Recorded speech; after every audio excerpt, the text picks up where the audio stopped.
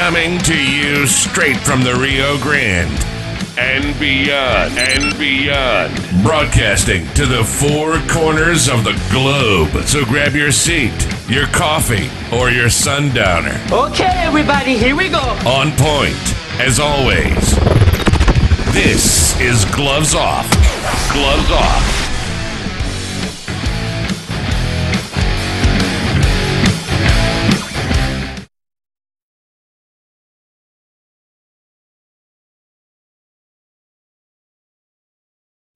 Have you ever wondered about what happens in a martial arts studio? Well, you start right away by setting goals, building determination, gaining focus, building skills, all while becoming more fit, gaining confidence, and learning self-defense. Huitrón Academy is a school where attitude meets aptitude. So give us a call at 956-401-4868.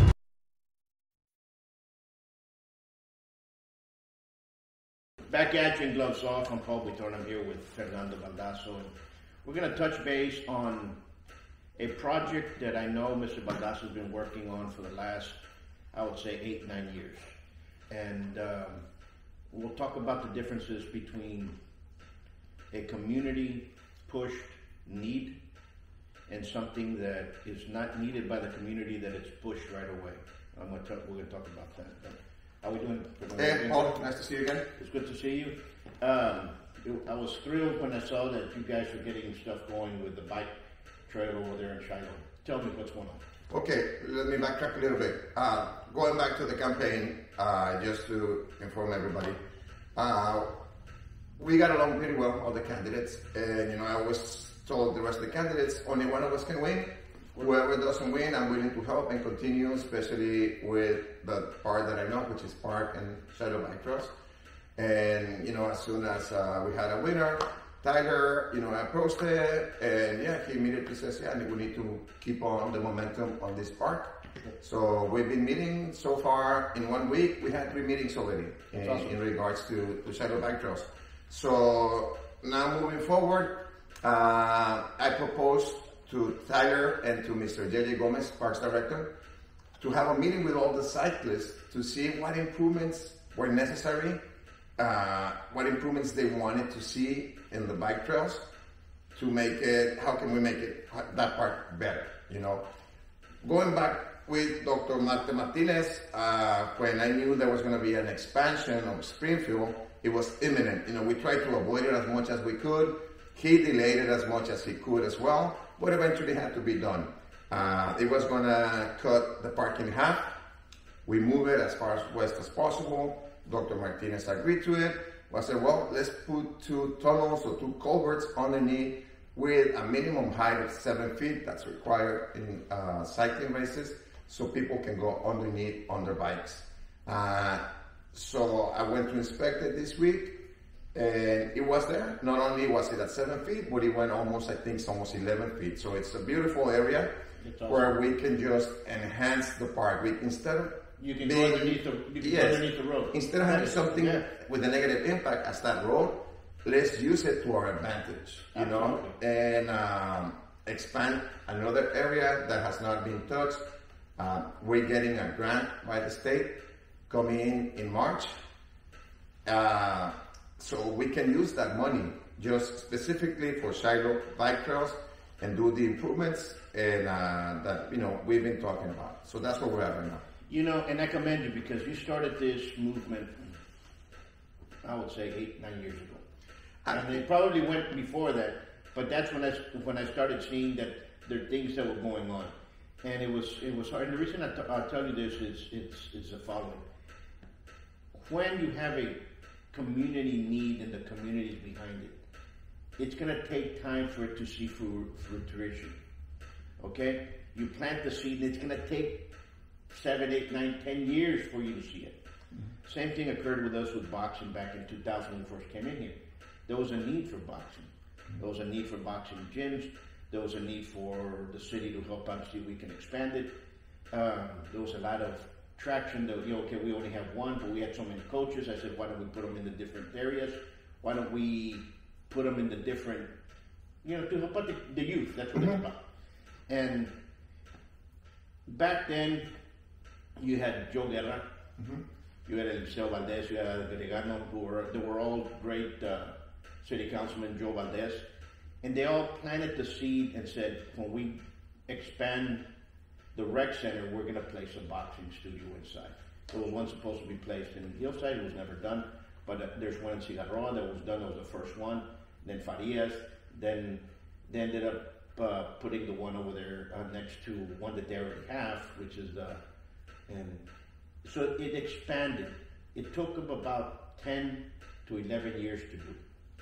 That's a community got involved with the boxing community back then. We had many meetings with the city. Back then, the city manager was Larry Dovalina. We've already gone through many city managers, and that is still growing. And when I saw that happen with you all, I said, it's not going to be one day to the next. It's going to be something that you're going to see it down the road, that you're going to enjoy it later on in life. And that's what I want to talk about, because you've been hard in your dedication for that. And I commend you with it, because not many people get how can I say, get frustrated with the city sometimes. And sometimes you have to go in there and go over it over and over, and you have to go through not the political process, you have to go through the protocols that is needed for everybody to get inside. And we're laxed in it. Yes, as you say, it takes time to be able to collect a fruit from that tree. But it's not just me, it's been a bunch of volunteers, people that are passionate. Started back like 1990, 91, when mountain bikes started developing, and there were like 6, 8 of us at the time. Some of us are still cycling at the time. Chano, myself, other guys started building tracks. Of course, we always lose them because they're built on private property. Absolutely. So actually, last week it was the anniversary, the 10-year anniversary of the opening of Shiloh Bike Trails.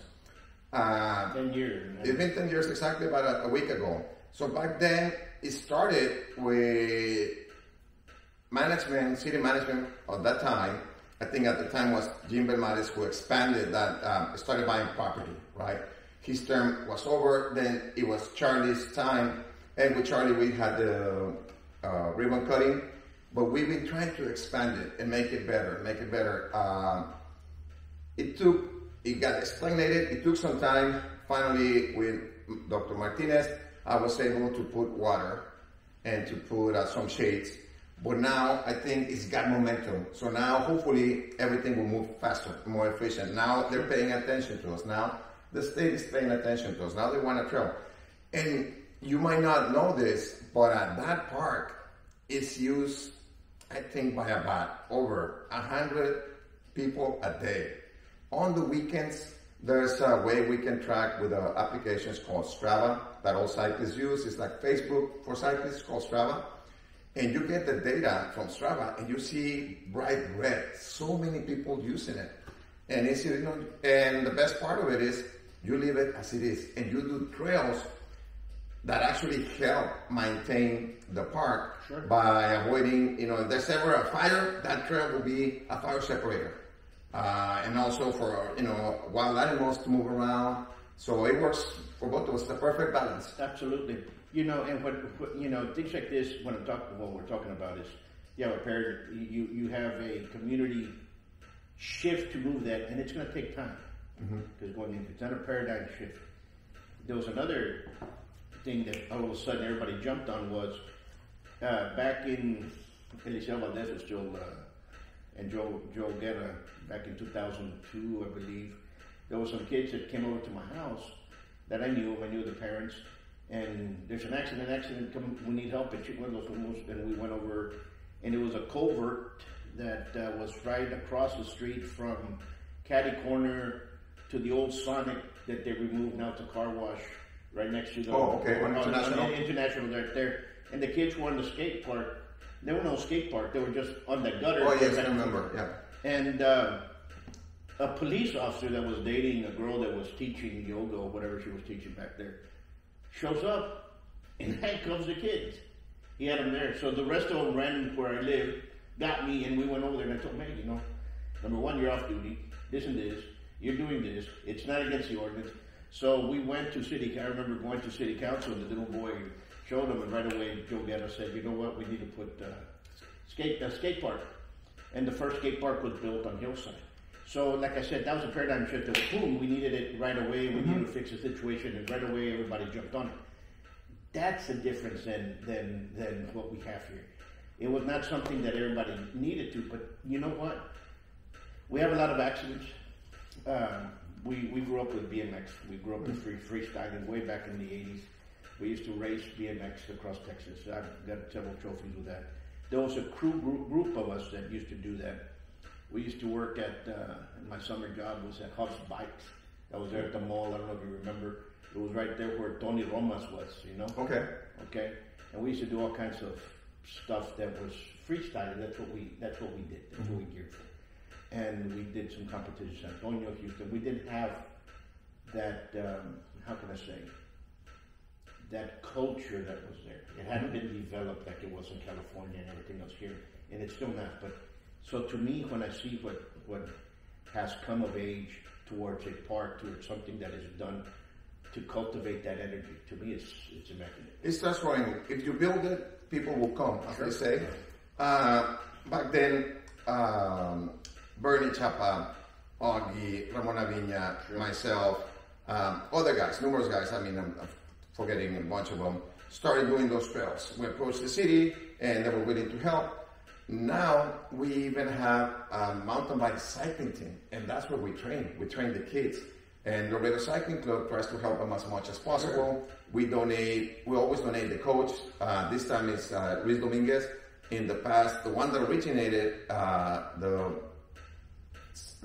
high school and or the middle school and high school kids, it was Ramon Aviña, and we won a couple of state championships, and that's what we train at Shiloh. So by improving the park, we'll attract more talent, and hopefully we keep those guys in a healthy lifestyle, healthy sport. And there's been kids, one or two got scholarships as well. So I mean, so we build it, they will come, we improve it, there'll be more people. Absolutely. That's a part that we need to make the best of the location. It's in a prime location.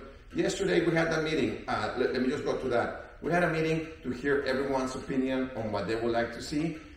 People from South Laredo were there on time, 5:40. Yeah, people from East and West. There was a bunch of people that I've never seen, and I've been in cycling since 1990, that I've never seen in my life. But these are people that just use it recreational, for fun. They bring their kids, and they're excited. Everyone's excited, and hopefully we can deliver to all those families. And hopefully it can be continued as the community, the nonprofit that goes there, for them to guide and coach and everything to be able to use it there. Because what I've seen with the city, and this goes back to the city, and all you guys that are listening out there, pay close attention. As soon as it's given to the parks and life, all of a sudden you see that go, just drops. And it's like there's boxing coaches, and then you go to the gyms, nobody's there. Well, the kid's there playing pocket pool, you see another guy there twiddling his thumbs, and oh yeah, we have a coach. Nunca llega el vato. No, you know, so it has to be done by those that are within the community, within that thing, to form the nonprofit like you guys have done. Teach, and you guys are the ones that maintain those clubs going in there. Because if you give it to the city, it's gonna go. And no shame in done, because I've seen it done, and this has been the pattern that it has for a long time. Until that is changed, we're not going to see the change elsewhere. So I commend you and Dominguez and everybody else. Keep pushing and make sure that it's kept separate. Yeah, I mean, government by default is inefficient, right? You know, it's an expense to us. You know, they try to make it efficient, but you know, it's a give and take all the time. But if the community is involved, like right now, we're being involved with every councilman. When they're running, we approach them and we see the club has been expanding from 8 to 10 guys to about 300. So we are forced now. It's 300 families, 350 families. So we approach them. We have cookouts and we explain the need for them to maintain it, to improve it. And they will get on board. You know, everybody likes to see kids having fun in a healthy lifestyle, away from problems, you know. And but the community has to be involved a little bit as well, pushing, because if as a councilman or as a parks director or any director, you will do what people ask you to do. If you see all these guys that run boxing gyms, you see 500, I'm sure they will start investing in a boxing gym if you see all these people. But they did invest. Okay. What I'm talking is, once it becomes part of management that we're going to put somebody that's going to take care of it, that's when you see it drop. That's the difference. And the difference would be, and I'm not here arguing or debating, I'm just here showing. And when you put somebody, we have a beautiful gym on Guadalupe, right next to the Laredo Boxing Club, which is a fire station. That's used for the kids, the Laredo Boxing Club. The big, beautiful gym is open from 7 in the morning to 3 o'clock. He says, it's not open at night. What happens to those kids? They go over there and train in this one. How come we can't put another club over here, another coach, and start teaching it over here? Oh, we don't want to spend money. Well, we're already spending money. There's coaches over here in Farias. It's empty. I'm telling you, the guy's in there, they're hitting the bag, he's playing pocket pool by himself. You go to Cigarroa, there's nobody there. Oh, but the boxing coach is going to be here. ¿Cuándo? ¿Quién sabe? So once you pass it on and it becomes part of the city Parks and Rec department, and they put somebody to oversee that sport, it went down. That's why you have the basketball leagues have to be kept like that. The baseball leagues have to be separate. Yes, the city facilitates the space, facilitates the space, but the community of cyclists have to partake in there, and they have to control. Yeah, my advice for anybody in any sport, volleyball, basketball, soccer, is get organized first. Sure. Get organized. Sure. So you can approach city or approach management and work with them. In my experience, it's not easy. We've been doing this for 10, 15 years, and it takes monthly meetings, and not everybody can do it. Some people, I'd rather make extra money because water bill has gone up, groceries have gone up. I don't have the time. I'd rather get 3 hours. The enthusiasm starts dying, and it's only you prioritize. It's your kids or my hobby, and that's, so if you get organized, with X amount of people, not everybody can do it, but you get a leader or 2 or 3 people in charge, you support them, and they'll be looking out for you. That's what I'm commending to you, that it's finally, and that fruit is there, and it's beautiful to see. Yes, thank you. And that's hard work and dedication on everybody, on the cyclists. The guys that started way back in the 90s, I commend you. Sometimes you don't continue, sometimes you don't. Yeah, you get injured and you don't go, and that's it. But you get involved with it. People say, oh, well, I can't do boxing anymore or savate anymore. Hey, become a judge, become an official. The sport is still there. There's a lot of things you can do for the sport. Cyclists, oye, van a tener gente to do cycling races. Hopefully we start seeing cycling races come down here and putting up and move it that way. I think it's going to be a grand positive thing for the citizens of Laredo and the community of Laredo. When we started back in 1990, we had a local race with about 50 people. That race eventually became a state race in January. You had to come to Laredo if you wanted to be a state champ. So from 50 people, it grew to about 600, 700 cyclists, which, they will fill up hotels and stuff like that. So hopefully we can do that again. I don't know if Shiloh is big enough, but maybe we can expand to another park. But by having Shiloh, maybe we can do something else, another kind of event that brings people, sports tourism, and we put Laredo on the map again as a sports venue. Well, we should. We have the facilities to do that. It's not being thing. It's just like like baseball. It takes the nonprofits, the teams out there, the coaches that are outside, because they're not coaches from the city. They're being paid. They're coaches like you and me that all of a sudden become coaches. Your Rosas are doing a tremendous job. You got the other group over there doing a tremendous job, and they're holding this world leagues. The city's facilitating the spaces where they're at, but if it wasn't for them, I guarantee you we wouldn't have it. Yes, of course. And I guarantee you we wouldn't even have champions. It's the people that love it that are out there doing it, and I also commend those guys in baseball. You guys are doing a phenomenal job, and the coaches in boxing as well. You guys are. I understand where you're coming from. Yeah, and cycling and baseball, you're dictated by weather, when you can do it, in the summer, have a long summer, but boxing is a great sport, you can do it indoors, and there's a bunch of things they can do. They just need to be organized. And maybe if I can, if there's a group of boxing, based on my experience for the last 30 years, getting organized with cycling, I'm willing to help and give him some advice. We can reach out to me on Facebook, and maybe we can have a meeting next week, in 2 weeks. This is the boxing people, and let me transfer the information that I have and whatever little knowledge I can give them, so they can get organized and have boxing tournaments here in town. Absolutely. And maybe we can bring a big star to keep up everything. We know we did it in the past. We did way too many in the past, and kind of just all of a sudden died up. Now you're seeing it pick up again, and now we have to go into why? Because some of these boxing coaches said that can't deal with the city. They ended up they opened up their own gyms in their house or in the back or what have you, like what you see here. I mean, we've been here since '88. You can imagine. I mean, since '88, this school, you can see the, you can see the stuff on there. But anyway, and we produce way too many people that were champions. So we're going to continue. But what occurs is, I commend what you guys have done. There's something in there, and it's always been the city council. They've always helped out. They've always been great. They've always done this, but it's somewhere between the city council and over here that just dies out. And hopefully now we can start channeling everything for everybody to be moving in this movement. I think when you start seeing little improvements, little results, people get motivated and stay. So as long as we're moving forward, even if it's 1 inch forward, people will stay motivated. All the cyclists will stay motivated. The stores help out, and it's not only helping out the kids, it also helps out the economy. Because the more cyclists, all the cycling stores stay open and bring more merchandise in. It's an economy, we help out everybody. That's it should be that way, which we have, anyway, folks, go try out the Shiloh bike trails.